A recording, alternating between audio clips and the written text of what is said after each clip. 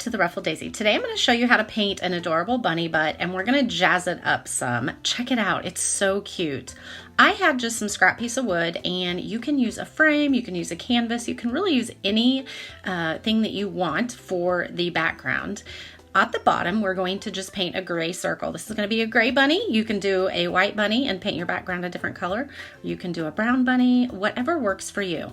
But I simply painted a large circle on the bottom and then a smaller circle on the top. And then we're going to create some ears. And I am simply doing like 2 parentheses to create each of the ears and just filling those in with the paint.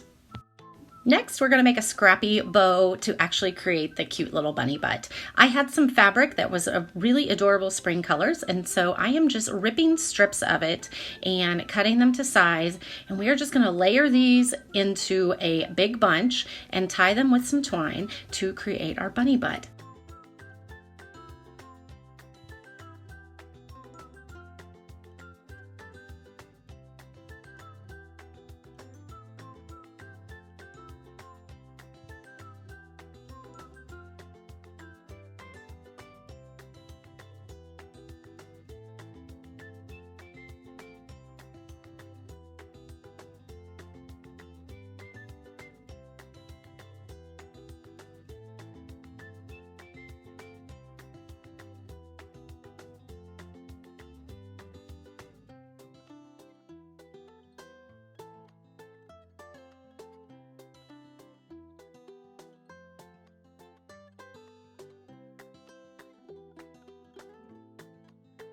Before we attach our little scrappy ribbon, we are going to add some dimension to our bunny.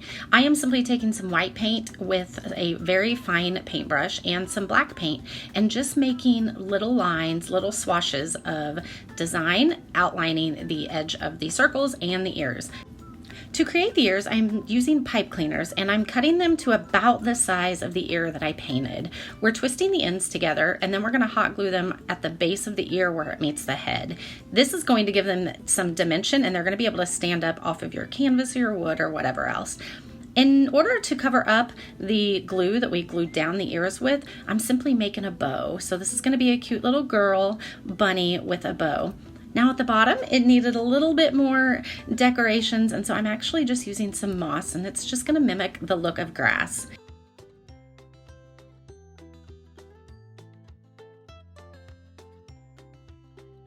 Now, if you've followed me for any length of time, you know that this is my signature technique that I put on all my pieces. I am just using a crafter's tool from Dollar Tree, but you can also use a plastic knife. And I'm simply dipping it into paint and giving some character on the edges by dragging it. Ladies, this is a really fun project to do and something that I know you can do if you just sit down and just put a little bit of time into it.